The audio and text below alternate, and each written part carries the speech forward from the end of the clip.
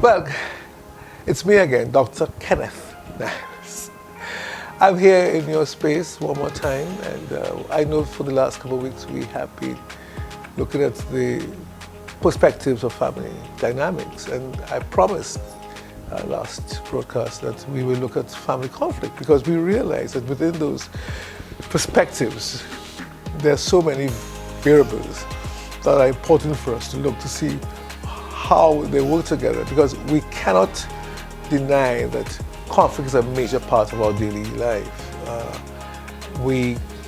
Whether we believe it or not, just the idea of getting up in the morning, that has its own conflict in it because of the time and the way your alarm clock may alarm you, or the issue of getting off the bed and getting to the kitchen and breakfast and how to handle it and who's eating and who's not eating and the wastage and getting the time and who should get ready now, who should have gotten ready last night, so then the car, and you go into the car and who forgot a book and who forgot the lunch and who came out, and that's conflict because it jars against what you in your mind had as a perspective of order or have some kind of continuity in terms of getting up to go without any what we call stressor. But the stressors are there, but how do we overcome that? And we can go on for the rest of the day, especially if you drive on the road and it's the traffic and somebody might be driving too slow. And you could always find something to bring into your brain that you think is unnecessary. And therefore there's that continual jarring one with the other. So I thought it's best to just address some of this today and maybe the next podcast, how to look at this issue of conflict. Now, I want to take us back a bit in terms of the birth of the child, and the conflict starts there in terms of your mind. What kind of child I'm going to have? Is the child going to have birthing issues?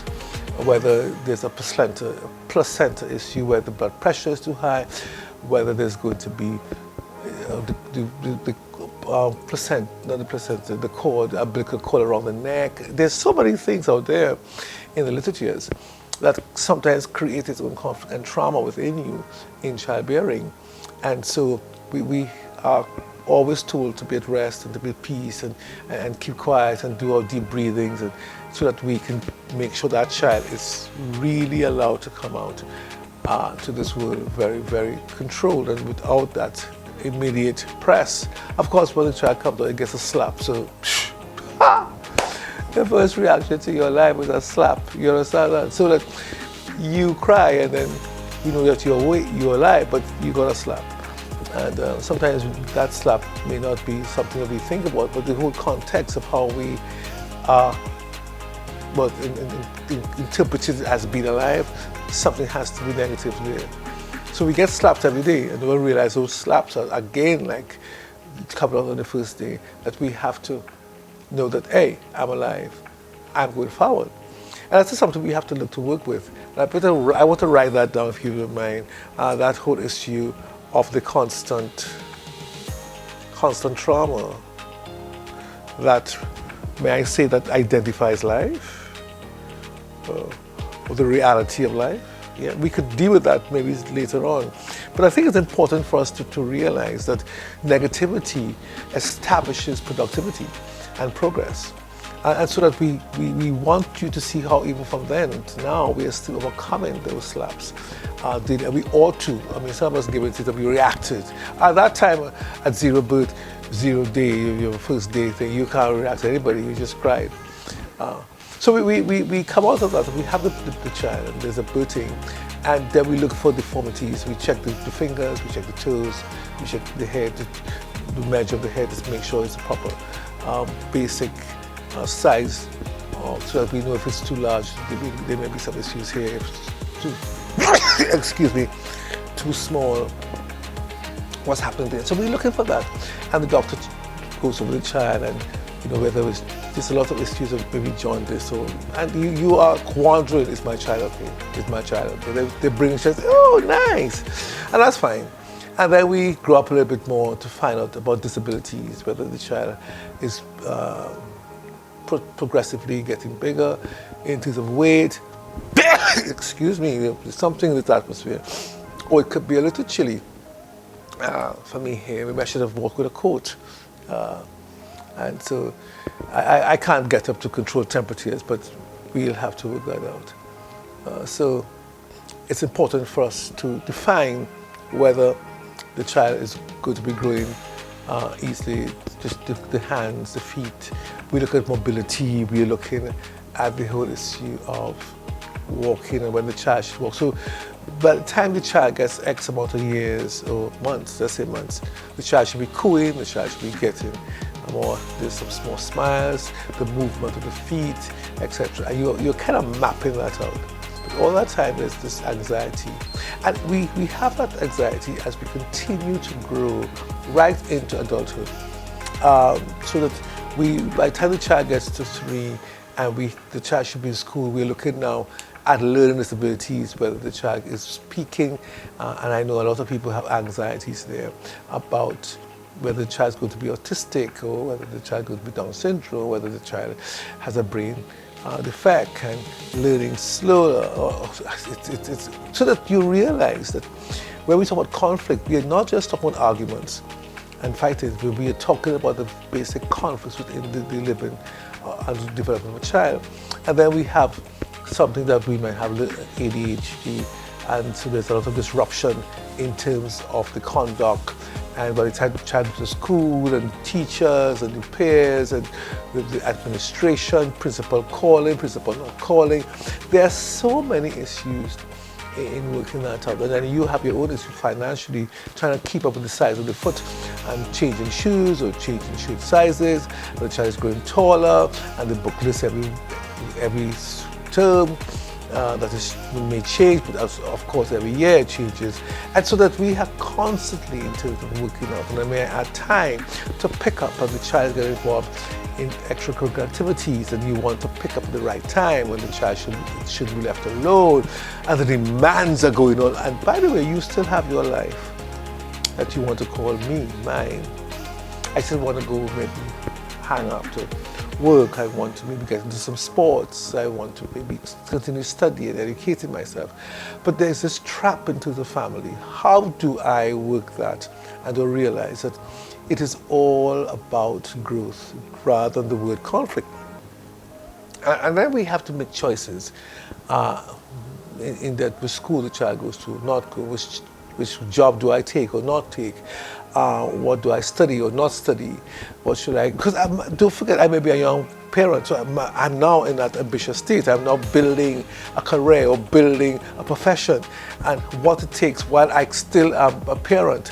And so, what do I believe? Religion, spirituality, all these things are creating conflicts because it demands interrelating. It demands a place where we can work together. How do I bring my family into that space where we are working together?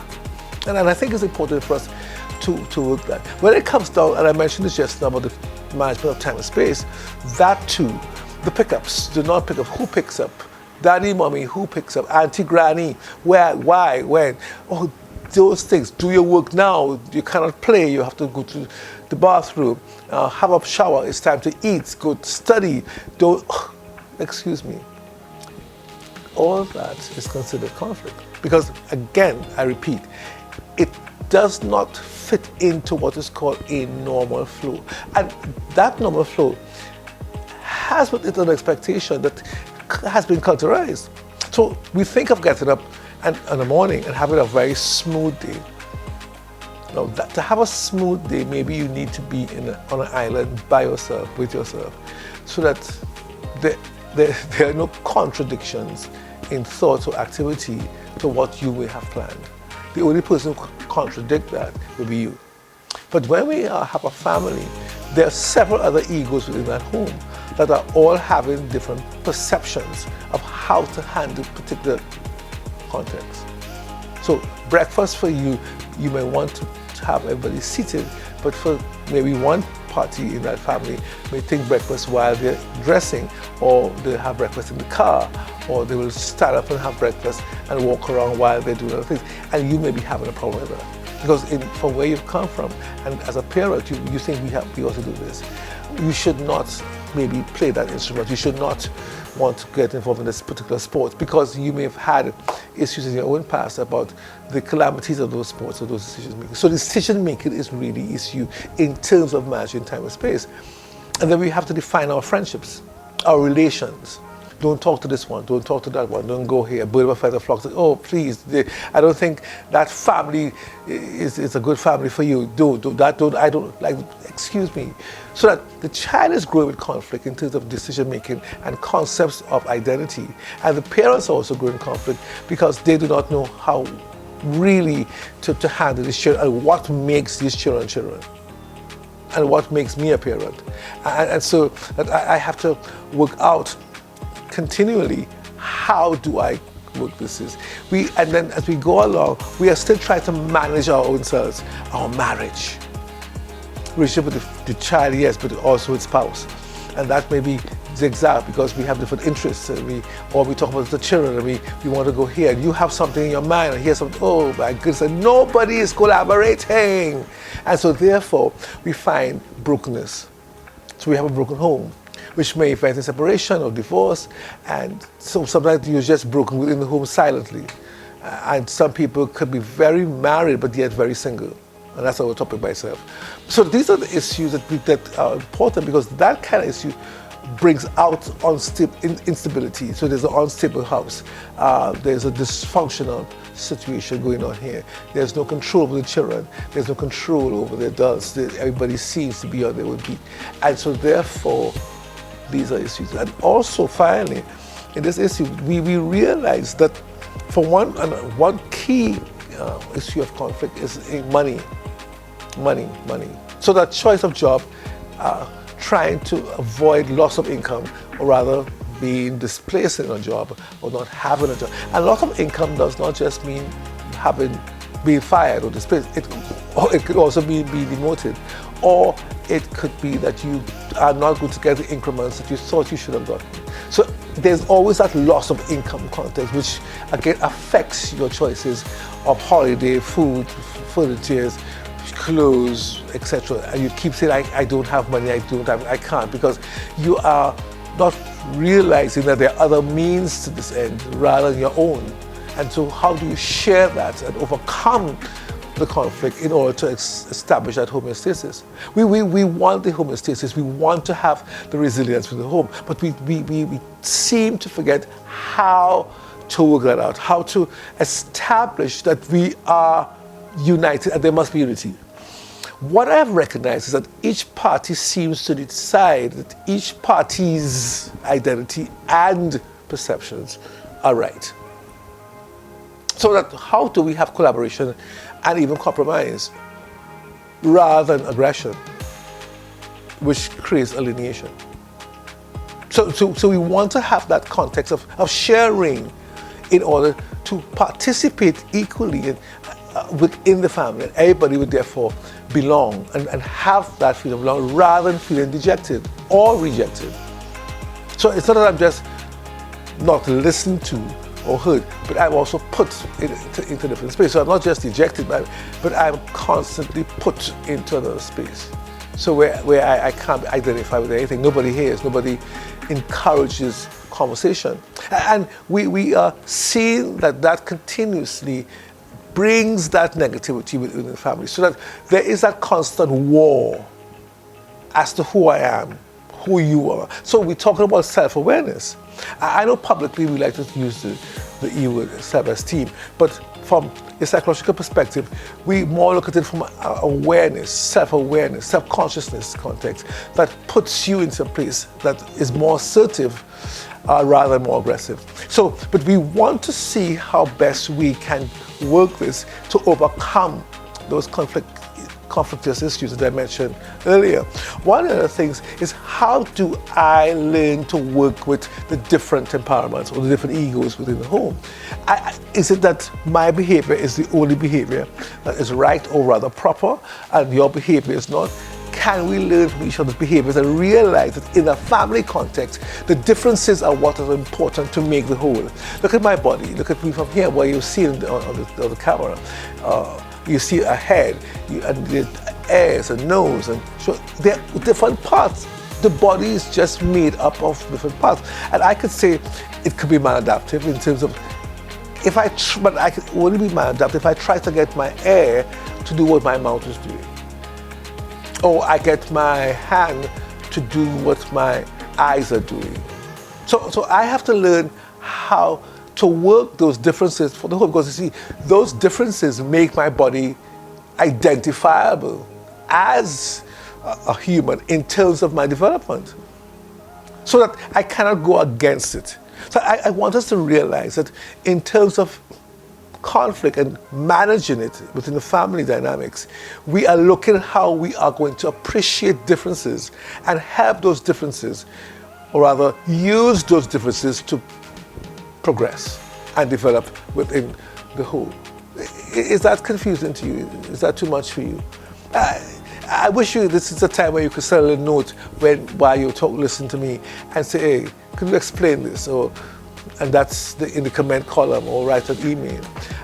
So it's important for us to see how we can work these differences in terms of conflict. So it's not that conflict needs to be looked at as bad. No. Because conflict is actually the inability to work with differences to achieve objectives. Conflict is not the thing. It's not that you didn't make the bed up, or you spill, or you keep coming home late, or you're just doing things absurdly. No. Those things are things. They don't have a life. But you, with your inability to handle the differences of time, or what you eat, or how you eat, and communicate, that creates a conflict, because that establishes different moods that affect personalities, and therefore we do not connect and communicate one with the other. So we need to learn how to work with those differences. If we don't do that, we're creating deviances. We really are creating dysfunction within the family. So it's important for you to have the concept, yes, there are realities within the family, but there's also realities within you yourself. And how do we define that?